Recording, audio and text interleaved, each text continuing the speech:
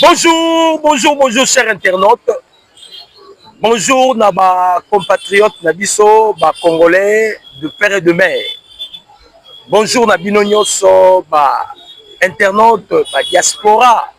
Oh, bazali banda ya mbote, ya mboka Nabiso, mbote Nabino. Tozwami na esengo koya ko solola na bakongomani sur les actualités politiques de la République démocratique du Congo. Et le bas nango kutu ba diaspora balobaka ngo mais des fois basi babima na bango photo parce que awa ndeza base bisika nyonso ezali. Voilà pourquoi bazalaka toujours na souci ya koluka koyeba état de santé ya mboka na bango. Ndenge tolobaka ezalaka coutume oyo toza na yango na mboka na biso, okoki kolekisa mokolo te sans oluka oyeba pays na yo elalaki ndenge nini, pays na yo elamuki ndenge nini. Okoki kolekisa mokolo te sans oluka oyeba Maïmazali koleka à l'est de la République démocratique du Congo. Okoki kolekisa mokolo te sans oyeba monde des otambola ndenge nini. Wana na moni vie na ngai Jojo Georges Mabeka. Mbote na yo ba diaspora bisika nyonso bozali mbote na bino. Bandeko ba Congolais ba Rwandais lobi balukaki ba tenter ko provoquer léopard na Bwaungu.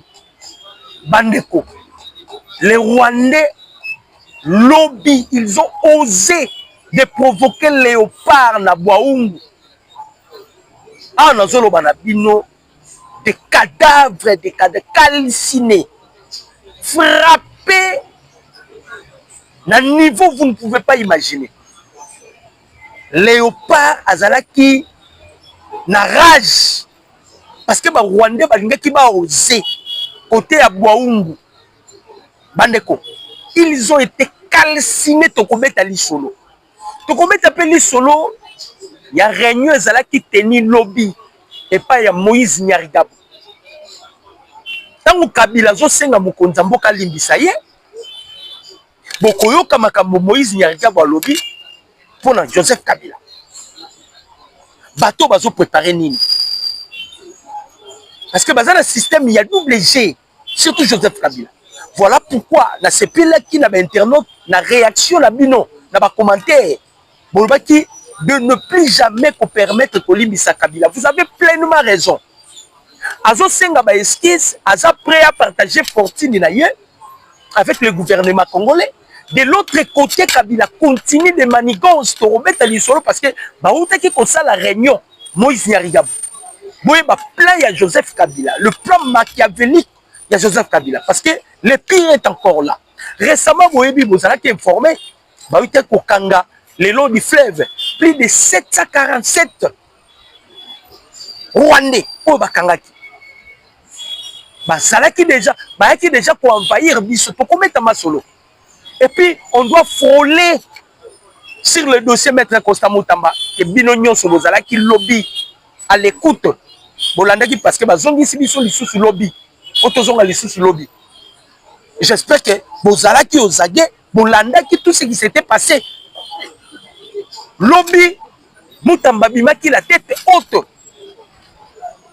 Constant Moutamba, lobby a bimi la tête haute parce que bateau nyonso ba bengi ça qui peut m'accouer. La façon de Moutamba à Sambaki, la façon de Moutamba procéder. Nenga tambolaki. Et la façon était illégale, et ça qui illégale. À l'année là qui va norme nyonso. Il y a eu déjà que la Cour de cassation a bengaki. Oh bazala qui va témoin contre Moutamba quoi. Mais procédure a été respectée. Moutamba respectait toutes les procédures. J'espère que on a compris que il y avait un problème administratif que le premier ministre, pardon, la première ministre a déjà parce que c'est un problème administratif. Donc nous vous informons déjà que Moutamba sera acquitté. Et Negetoyoki, jusque-là, le gouvernement Zombimaté, c'est parce que les chefs de l'État ont besoin toujours de Moutamba. Gouvernement y a Zombimaté, Bokeba. Beaucoup à surpris pour la Moutamba de retour dans le ministère de la justice pour allier à Bango sous bien. yango bomoni ti siko gouvernement za tantôt et puis bazo procéder makambo muta mambaru. Donc lobby ezalaki noir sur blanc que détournement et salamité, tentative de détournement, mais ça a qui problème administratif, mais Moutamba a respecté des normes. A respecté des normes. Maintenant, sont les 6. Oh, il faut un témoin à Moutamba, oh, à Bengisaki, Baya pour comparaître. Et j'espère que le dossier, Moutamba sera acquitté, na lombangu, à cause de l'acquitté. Alors, je ne suis pas ici pour être menacé. Pour recevoir vos ordres. Non. Vous me jugez. Vous m'avez dit qu'il y a eu tentative de détournement. Vous pouvez savoir ma preuve. Vous avez dit que la tentative. Ma preuve est zatée. Ma preuve est zatée. Vous m'avez dit que ma secrétaire, il y a DCMP bayaki suso ko landela ba makambu ba landela makambu ba entreprise. Vous avez vu tout ce qui a été passé, ça prouve déjà que moi fumé moko ya bien fumé noir mais fumé blanc, la fumée blanche ezobima et pas ya Moutamba et na lobi na bino ke soki ti siko gouvernement ezobima te bokema. Les chefs de l'État dans la carte pour préparer dernière carte. Dernière carte, les chefs de l'État dans la carte pour préparer parce que na minito yo gouvernement ka Moutamba de retour. Vous voyez ce qui va se passer. Vous voyez ce qui va se passer. En tout cas, depuis ton mandat au Kende ba audience, c'est la toute première fois lobby tout le monde a Moutamba bima na Esengo. La tête haute. Moutamba bimia zo sepela. Pourquoi? Bateau yo cour de cassation a bengisa qui pour clouer. De la même manière que Moutamba a samba qui sur le procédure, ba yepé ba répéter quand même procédure. Babundi sagelo kwa nzambete. Babundi sagelo kwa nzambete bandeko ba congolais. Eloko nzambe eza eloko ya nzambe. Boyo keloko zo préparer. Boyoka, Uganda, Kenya, na Rwanda, bakotaki réunion lobby. Uganda, Kenya, Rwanda, bakotaki réunion lobby. Quel était l'objectif de la réunion? Gouvernement congolais faut fongola miss. Toloba yangoyi déjà ba pays frontalier à République démocratique du Congo nyonso. Et ça va payer où l'ennemi utilisé pour asphyxier la République démocratique du Congo, pour affaiblir la RDC. Maintenant, nous avons des preuves. Bah, preuve ça anime. Ouganda, Kenya, Rwanda, bakotaki réunion. Ces trois pays ici, ce sont ces trois pays qui fournissaient de l'argent pour la pacte social il y a 5 ans. Et ils en pleurent. Ces trois pays, ne sont pas misé mbongo. Ezalaki Uganda, Kenya, na Rwanda. L'objectif ezalaki nini? Pacte social doit s'imposer dialogue. Dialogue est un ko salama et ko fongo la troisième voie qui permettra à Joseph Kabila de regagner encore la République démocratique du Congo. Na casquette moussoufou. Ces trois pays. Bakota qui réunion. Par là, vous allez directement comprendre quelle est la mission de la CENCO en République démocratique du Congo. La mission de la CENCO en RDC, c'est pour la balkanisation de la République démocratique du Congo. C'est ça la mission de la CENCO en RDC. C'est pour la balkanisation de la République démocratique du Congo. Bakoti réunion lobby. Boyoka.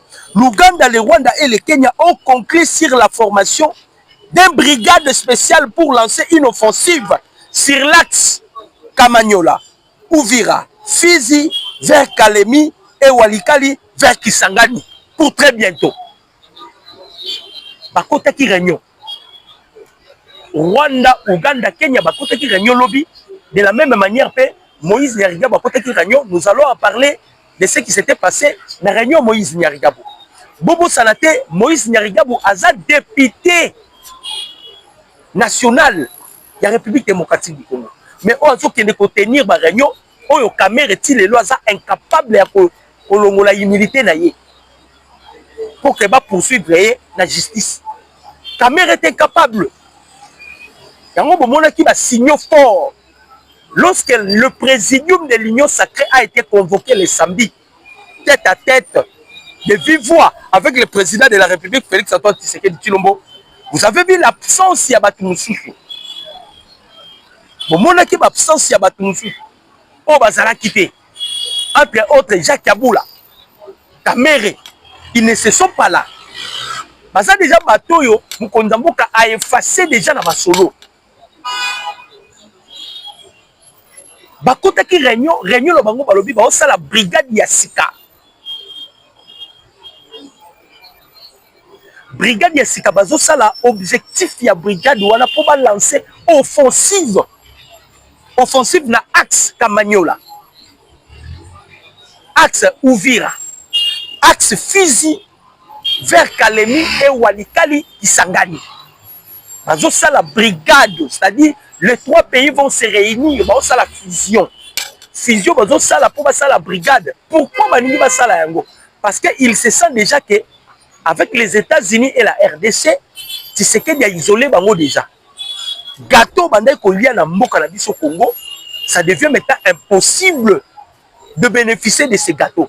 Voilà pourquoi ils veulent maintenant créer une brigade pour lancer un assaut. Là, on fait directement l'appel à notre gouvernement. N'a pas service intelligent fait intelligent na biso. Vous devez se réveiller. Parce que l'ennemi est toujours animé de mauvaise foi. Objectif est kaka Kalemi, parce que Kalemi directement, tant on a déjà Lubumbashi, Bakoti Grand Katanga. Et ça bastion le siko wapi Kabila à bomba force naïe. Il y a déjà des réunions qui se fait dans Katia Lubumbashi. Ba réunion ça ko salema. Ba réunion zo salema. Bazo sombaka déjà bakatangé de esprit faible pour créer un mouvement insurrectionnel. Créer un mouvement insurrectionnel et permettre mon Kondamboka à servir à ça mandat na Kimiate.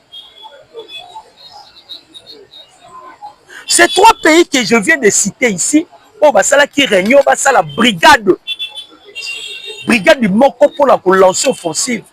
Ces trois pays, bangonde bazalaki na initiative ya kosala Empire et Matuti. Empire et Matuti balingaki basala ngwapi na Grand Kivu. Mabele oyo bomonaki le président américain Bill Clinton a prometaka Paul Kagame. Et ça mabele oyo Bill Clinton a permetaka Paul Kagame.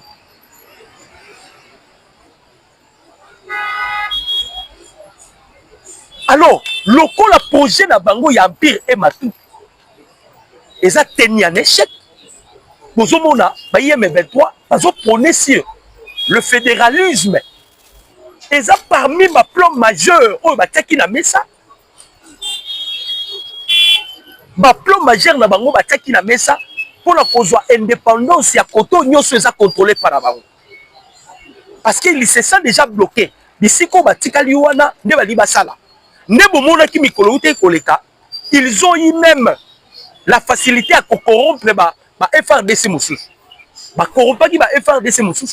Pour permettre en sorte que divergence est entre les FRDC et Wazalendo et permettre que les gens qui Babima, Babeta, Bazwa Fizi, Bazwa Uvira, Bazwa Nakalemi, Bakitati, Bakota Bakualikali wana. Parce que ils sont en difficulté. Et ça la tribu eza na Fizi na Uvira wana ya Babembe na ya Bayakotuma. Ba tribu wana balingi ko CDT. Na lobaka na bino côté wana eza fief ya Bawazalendo. Ko kitati ko kene na Babutembo wana nyoso Babeni eza fief ya Bawazalendo. Alors na fief ya Bawazalendo babaki bako permettre te. Bakota. Bako permettre te bakota. Le gars a dit que ça fait pas Wazalendo, que le Wazalendo ne permettra pas. Néomoni, bah ça les suko au réunion. Moi, mon Wazalendo, koya mikolomi gawat. Alingaka créer une diversion entre les Wazalendo et le gouvernement congolais. Abandonné qu'on traitait déjà ma force négative. Pour la rencontre, ça va psychose na mitou ya ba Wazalendo. Tout ça, c'était parmi ma plan machiavélique au Wazala qui n'a contre notre beau pays. Ma plan et ma beau Wazala qui n'a pour la boca la biso.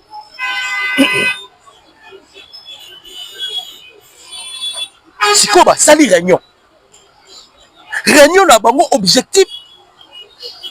Fils, il a ouvert parce qu'ils sont incapables. Ba procéder de la façon dont ces aussi battent. Ba salabo ils aussi battent. Ils veulent maintenant battre nango na lolengo liyo kendewana.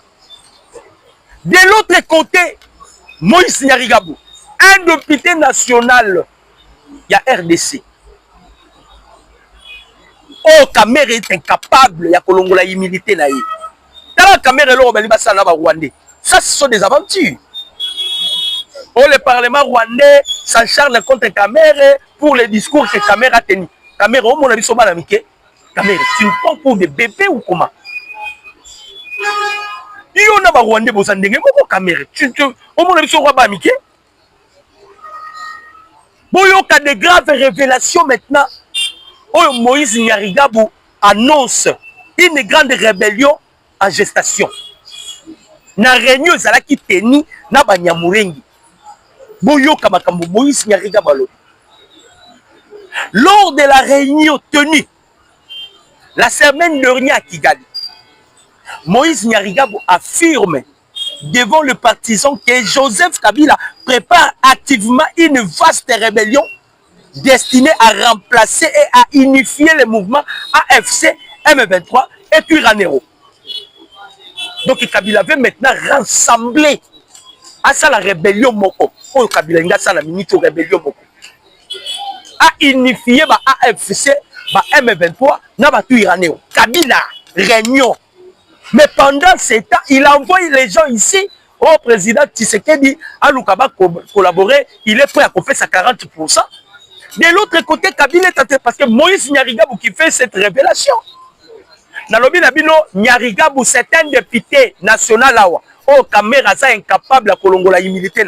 Mais Kamera est là qui pressait. Il y a poursuivre Moutoum. Il y a livrer Moutoum à la justice.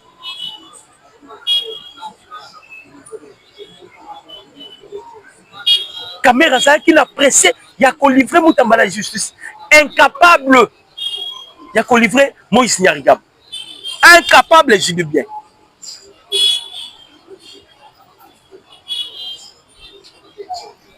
Nalobi bien incapable. Quel est maintenant le plan de Joseph Kabila? Lokola déjà M23 Lumbi Solo. Alingaka Sala, société à gardinage avec 15 000 hommes, si vous allez vous souvenir. Kabila, Alingaka Sala, société à gardinage, il y a 15 000 hommes. Aussi, bon, on a société à gardinage avec 15 000 hommes. Et puis les hommes là, armés, ils ont à la navise. Comme ça n'a pas tenu à créer ce qu'on diversion moussous.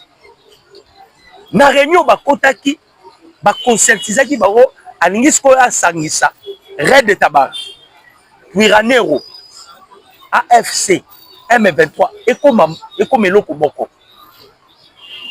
A réunifié yango. Et puis Moïse Nyarigabou Alobi na réunion wana. Il a également déclaré avec assurance que les négociations en cours à Doha et à Washington n'aboutira à rien. La paix Malamoro Herman Cohen raison. La paix Herman Cohen raison. Herman Cohen a l'Obaranine. La République démocratique du Congo et le Rwanda et un élo écoute à Kimia Kunate si ce n'est que la gueule. Herman Cohen l'a dit à plusieurs fois. La RDC et le Rwanda, la gueule. Et ça, l'une des raisons pour moi qui Moukonzamboka a créé qui tax force sécuritaire Nakati tobimisa qui structure Tac on Fire. Combattant, dialoguant. Parce que tu comprenais qu'il déjà manœuvre, il y a Paul Kagame. Tu comprenais qu'il manigance, il y a Paul Kagame. Kagame a collé la bino elongi mususu, mais nakati eza mususu. De la même manière avec Joseph Kabila. En tout cas, je félicite surtout ma diaspora. Ma diaspora, je vous félicite. Vienanga Georges Mabeka, je vous félicite. Jojo, je vous félicite, ma maman nangai ma diaspora. Na on félicité bino. Na ba commentaire na bino boloba ki mukonza boka permettre te. Bandeko. Avant même to solola na ba tulokola ba Kabila. Ba Kabila baza censé akozongisa biso ba Congolais ba boma. Bazongisa bango na bomoy. S'ils sont incapables ya kozongisa bat na bomoy, à combien plus forte raison ko limbisa bango. Azoya na tongo ko senga bolimbisi. Les Chadari insultent les chefs de l'État, mais pendant la nuit, Banakata pour préparer comment rassembler Tuiranero. Comment rassembler Tuiranero. Vous avez vu bateau bazo sala. Bazo préparer comment rassembler Tuiranero. Basala unité moko. Dans le côté ya Uganda, Kenya, Rwanda, bango peut déjà va préparer. Bassa la brigade de Moko. De l'autre côté, Kabila a réunir maintenant un groupe rebelle Nyonso. Cela prouve que c'est lui le patron de tout le groupe rebelle qui sont à l'est du pays. Patron nango c'est Joseph Kabila. Botala mutu fortune nae bazo ko estimer 32 milliards de dollars américains. C'est-à-dire mbongo ne le kebele mbongo komika rapport la rébellion. Mbongo l'équipe tellement belé, mbongo na kaka rébellion. Et là, on s'est dit na mbongo na rébellion la rébellion. Le coup la difficulté à corrompre Bawazalendo. Le coup la difficulté à kokota Uvira. Le coup la difficulté à pénétrer. Maintenant, qu'est-ce qu'ils font? Ils cherchaient à sorte de utiliser les FRDC faibles, ou les esprit faible. Maintenant, on va utiliser les FRDC esprit faible, on va utiliser l'objectif Zanini.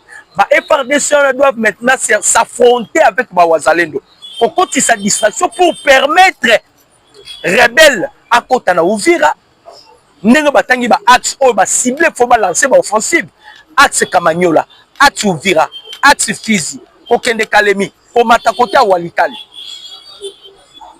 Ba axe bango ba tie na programme ou ba zo lancer ba offensive na bango. Na ba brigade moko ba osala. C'est-à-dire, vous allez comprendre que ba Kaboni de Bonge, Uganda, Rwanda, Kenya ba sangani ba osala brigade moko. Kabila Tindi Moïse Nyarigabu qui est devenu son porte-parole, parce que Kinkaye Akimi, Nyarigabu qui est devenu son porte-parole, il est maintenant ce qu'on a vu, Moussa Lapet. Bazo sala ce qu'on a comment bakoyi ko sala pona ko sala pe bloc na elle na bango. On sala pe bloc na elle na bango. Au ceux qui va sali bloc na elle na bango, ça leur permettra maintenant on va lancer, et nous serons en difficulté. Biloko bango bazo préparer yango. De autres, pendant que le gouvernement congolais fait ça qui les injonctions, que les FRDC beaucoup attaquer les sous-positions et M23T, AFCT en observant le cessez-le-feu. Mais ils préparent comment maintenant lancer des offensives. Ils sont observés cessez-le-feu. Bango va violer la caca. Mais communauté internationale, si on peut ça va mentir dans le théâtre. 10 jours au jour, ils vont violer. Mais ils observent. Tous c'est la peine 90 jours. S'il y a des jets qui s'est fait, parce que 90 jours, très bientôt là. Très bientôt là. Mais nous devons observer les cessez-le-feu. Mais lobby a non, Bisabino.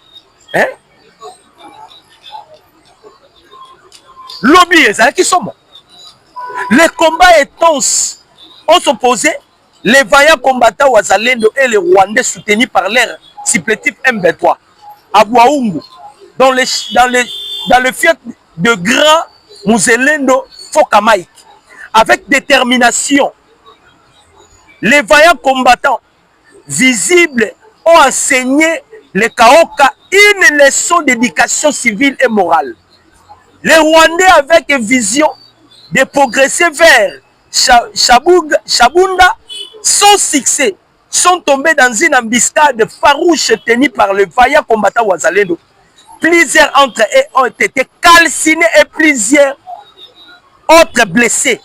Un arsenal de guerre très important a été récupéré par les Wazalendo. Bandeko, lobby bazalaki calciné.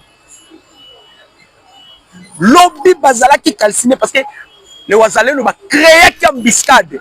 Côté Nini, côté à Chabunda. Donc, on va créer une embuscade.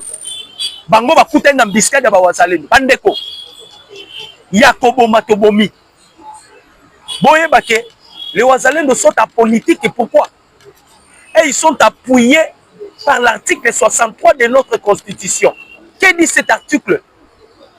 Congolais n'y a le devoir sacré de protéger son pays et son intégrité territoriale face à toute menace ou de l'agression extérieure.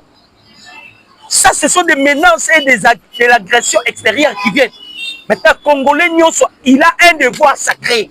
Donc, ils sont appuyés par l'article 63 de notre Constitution. Là, la Charte des Nations Unies n'est pas violée.